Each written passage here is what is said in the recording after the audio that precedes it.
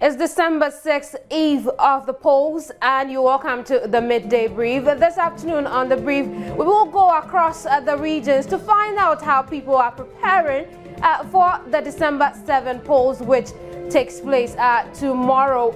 And the news just coming in when we do go over the regions. In the Ashanti region, we're told an explosion has taken 3 people to the hospital. We'll find out an update from our regional correspondent, Mohammed Nuruddin. You're welcome to the Midday Brief. My name is Kemini Nyamani Amano.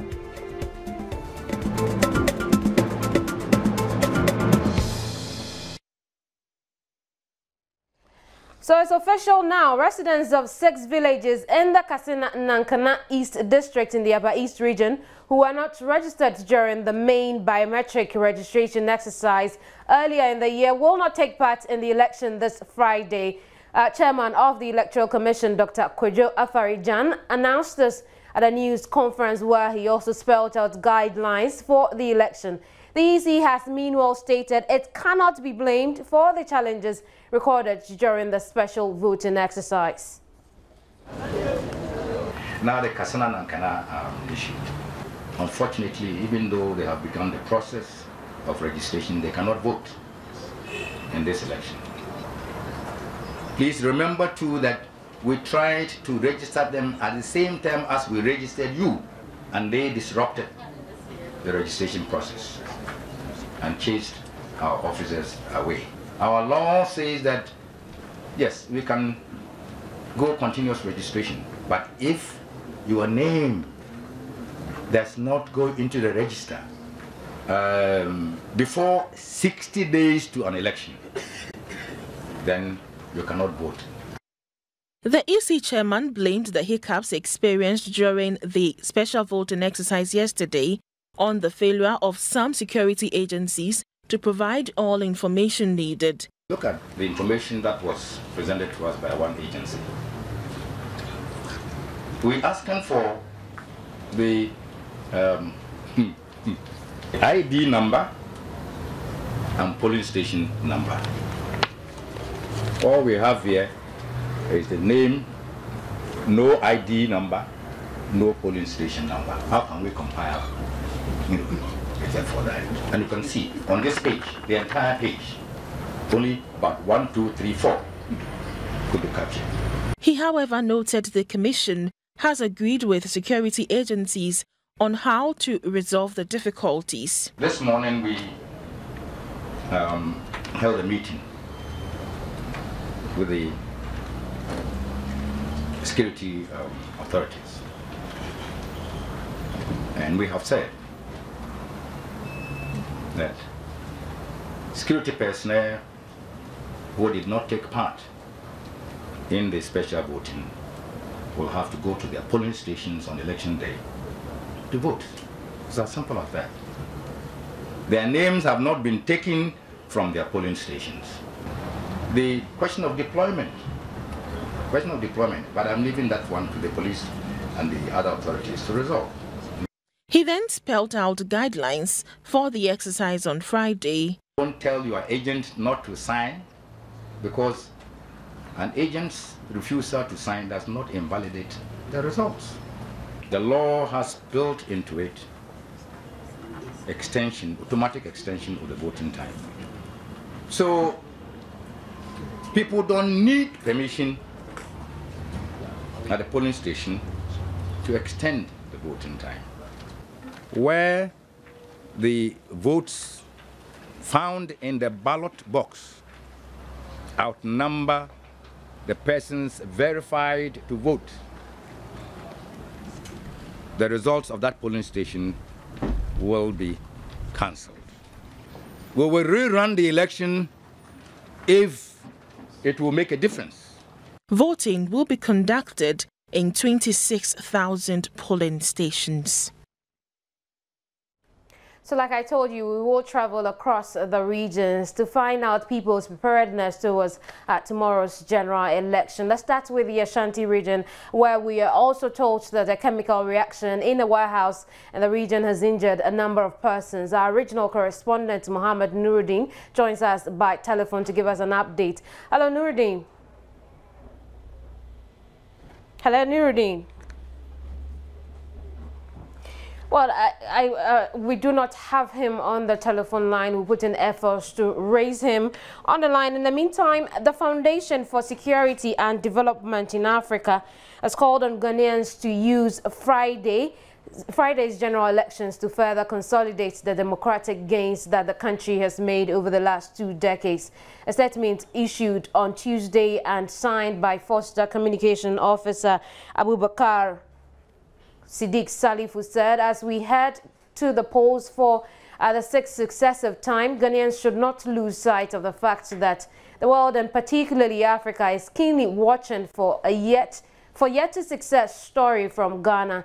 This would not only confirm Ghana's democratic gains, but also it would show the light and encourage other African countries to follow in the footsteps of the country.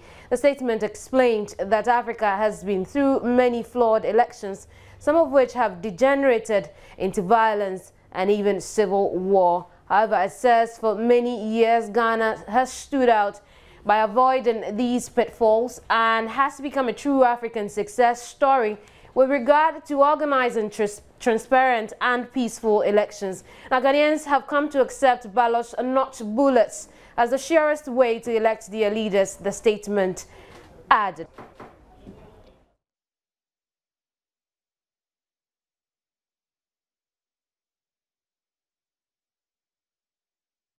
So, Ashanti regional correspondent Mohammed Nuruddin is back on the line. He will tell us about the preparedness of persons towards the general elections tomorrow. But let's start with the chemical reaction that we are told has hospitalized a number of people and injuring a few others as well. Hello, Nuruddin. Hello, Nuruddin. Well, I do not believe Nuruddin can hear us from his side of the wire. This is the Midday Brief. We will travel across the regions after this. You're welcome to the brief, and I told you earlier, it is the eve of the general elections, and we are traveling really across the regions to find out how people are preparing towards the big day tomorrow. We're starting off with the Ashanti region, but before we get any updates on how people are preparing for the general elections, we are told that a chemical reaction has hospitalized a number of people and injuring some others too. And our regional correspondent, Mohammed Nuruddin, is joining us by telephone yet again to tell us exactly what went down with the chemical reaction in Kumasi. Hello, Nuruddin. Hello, Nuruddin. Yeah, hello, Kamini, can you hear me? Absolutely. Really, when we say chemical reaction, exactly what happened? Yeah, it was a chemical reaction. Hello, Nuruddin. Hello, can you hear me? Absolutely. Please go ahead. Yeah. I'm saying it was a chemical reaction that caused the incident in the Achuma Boko in the Achuma Koma constituency in the Santi region. Yeah. Right.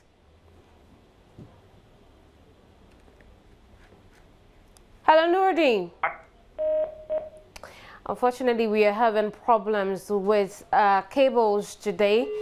It probably has to do with the election, but like you heard on our Prime News last night, Deputy Communications Director of the National Democratic Party, Hilarious Abiu, debunked claims that the party's leader, Nana Kunedu Ajiman Rawlings, had endorsed the leader of the New Patriotic Party as her presidential candidate for the elections. And in response to that, the MPP presidential candidate has apologized to the former First Lady, Nana Kunedu Ajiman Rawlings, leader of the National Democratic Party, for stating on a campaign platform that she had endorsed his candidature for the presidency.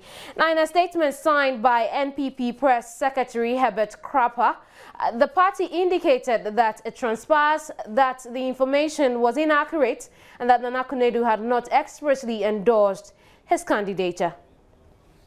do all you catch me say. Yera. Jerry John Rawlings now come for. I na connect do Ajiman Rawlings.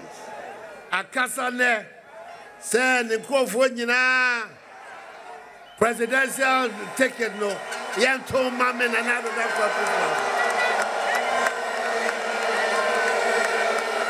You're still watching the Midday Brief now in response to Nana Akdo-Dankwa's apology. The flag bearer of the National Democratic Party, Nana Akufo-Addo Rawlings, has accepted in its entirety the unreserved apology of Nana Akufo-Addo, flag bearer of the New Patriotic Party, after the latter withdrew a claim that Rawlings had endorsed his candidature. Rawlings, by I mean the leader of the NDP ahead of the elections, which is just tomorrow. Now, I told you earlier we will go across the regions. We have tried the Ashanti region. Unfortunately, our phone lines have failed us. And so let's go over to the northern region, where our regional correspondent, Mohammed Hashmin, is joining us also by telephone. Hopefully it will work out this time. Hello, Hashmin. Yeah, hello. Right, Hashmin, tell us about people's preparedness today towards tomorrow's general elections in the northern region. The line has dropped again. We will put in efforts to reach our correspondents wherever they are today. You can understand that ahead of the elections, technology could go back, but especially with telephone lines jamming and the likes. So do pardon us as we put in efforts to reach our correspondents. But in the Ashanti region, we're told that an emergency van from Obuasi has been sent to the area to neutralize the fumes so that we do not record any more casualties. Our correspondent, we're putting in efforts to reach him to find out how those who have been hospitalized are doing, what the owners of this particular factory or whichever it is that is causing the chemical reaction in the area is dealing with the situation besides the emergency van, so we do not record any more casualties. We tried to go to the northern region. Unfortunately, technology failed us. But you're watching in the Midday Brief, and we have been through a number of stories. Nana Akufo-Addo has apologized to the leader of the National Democratic Party for saying on his campaign platform that she had endorsed his candidature for presidency. On the other hand, Nana Akufo-Addo Rawlings has accepted the apology in its entirety, and we move on. Hopefully tomorrow when you go to the polls to vote, you will just do that, leave and go home. Stay tuned to all the multimedia platforms and wait for the provisional results that we will call here on our platforms. You join election headquarters at about 12:35 later today. You're watching the Midday Brief. I'll be right back. You're welcome back. With just a few hours to the general elections, some industry players in the creative arts industry have encouraged Ghanaians to practice peace during elections so that Ghana can continue to enjoy the lots of entertainment events lined up for the rest of the year. You're still watching the Midday Brief, and policy think tank and public interest research organization Imani Ghana has launched a 2-hour television program, Track Pledges and Promises Made by the various political parties during the 2012 election electoral campaign. The program is supported by the United Nations Development Program.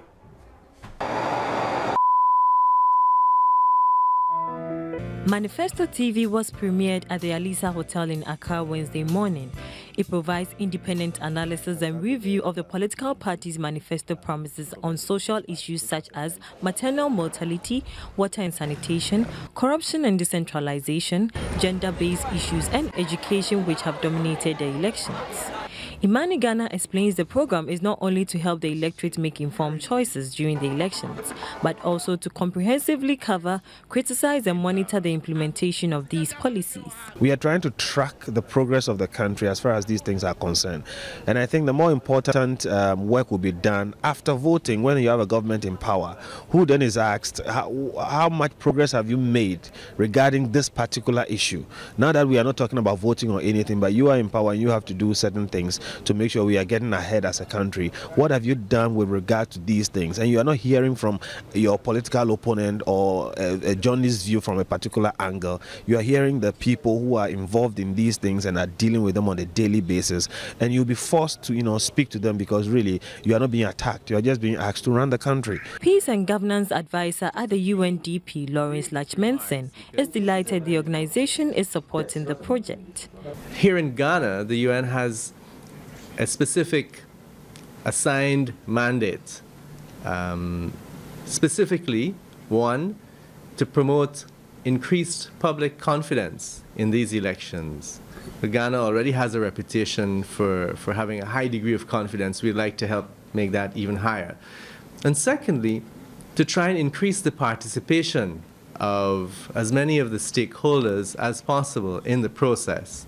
So it's not just about elections, it's about how can we get more participation. And one of those areas is to try and increase the engagement of voters on the issues. Manifesto TV will start airing on television stations and 20 radio stations across the country and has an interactive online platform which online audience can engage with the content and interact with it as well.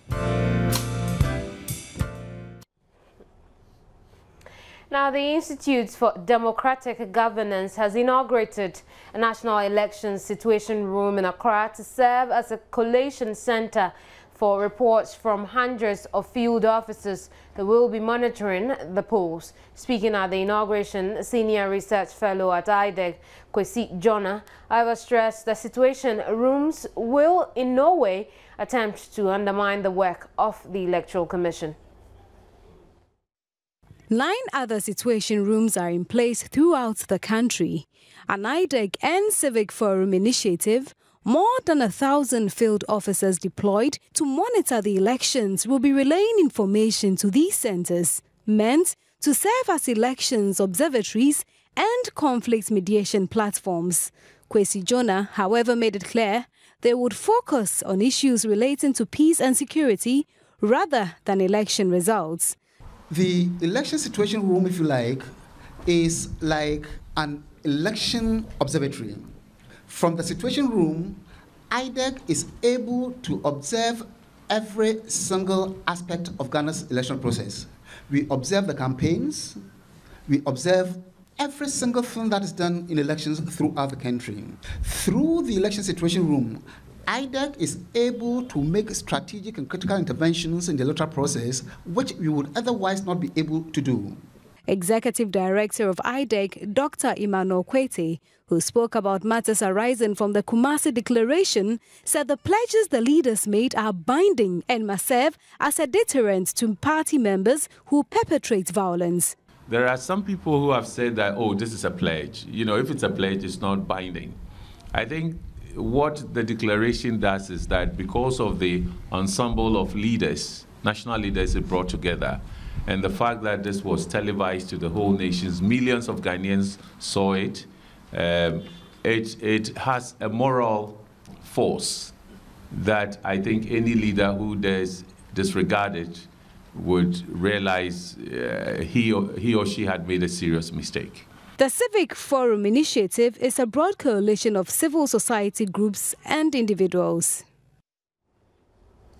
Now, thousands of NPP supporters trooped to the Children's Park in Accra to officially round up the party's 3-year campaign.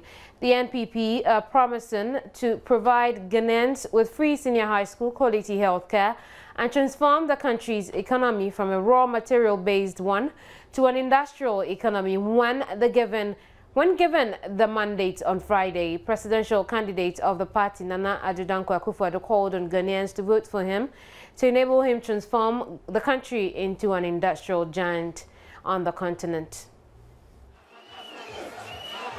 traffic came to a standstill when thousands of NPP supporters trooped to the Ifwa Sutherland Children's Park in Accra to officially mark the end of the party's campaign for the 2012 electioneering season. The three-year campaign has seen party leaders visit all regions and constituencies across the country to share their free SHS policy with Ghanaians. The Accra rally was seen as another platform for party leaders to once again appeal to the conscience of Ghanaians to give the NPP the mandate to rule the country come Friday. The thousands of supporters who trooped to the Children's Park did not spare the moment to enjoy the occasion, as many clad in party paraphernalia and wielding vuvuzelas sent the Children's Park agog with music and dance.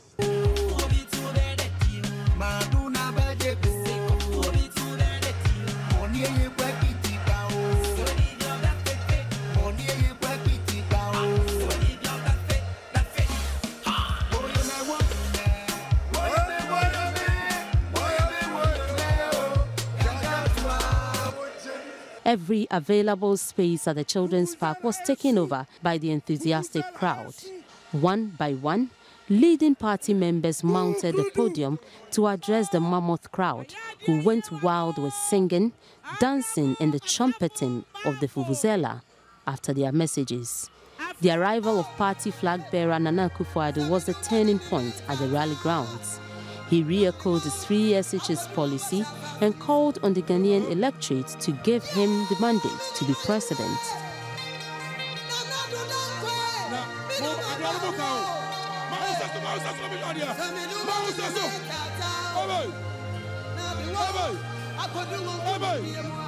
Our people today are standing at the crossroads of history. We take right. We make the right decision. There's prosperity ahead of our country. The foundation has been laid. I am coming to build on that foundation to make our country a great and prosperous nation. Other speakers, including former President John Ejekum Kufuor, said the problem with Ghana was bad leadership, and a vote for the NPP will resolve this challenge.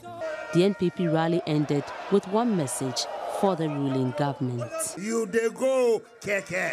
You dey go, keke. You dey go, keke. Edye baba yo, baba yo, baba yo, ko, yambreye.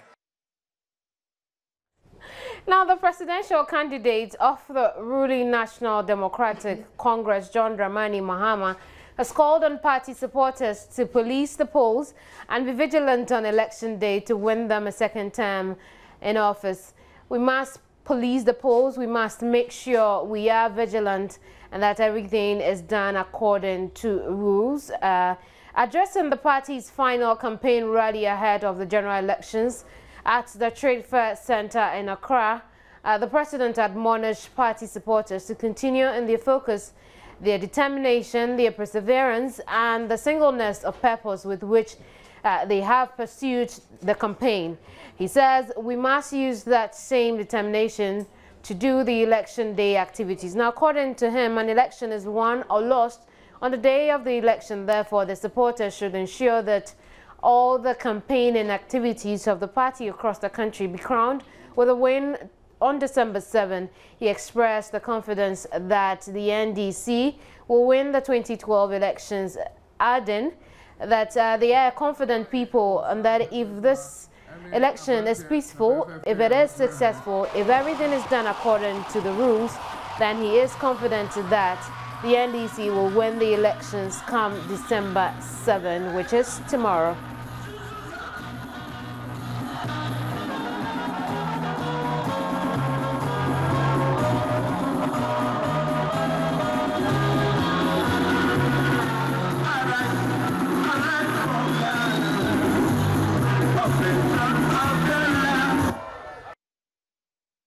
Thank you. So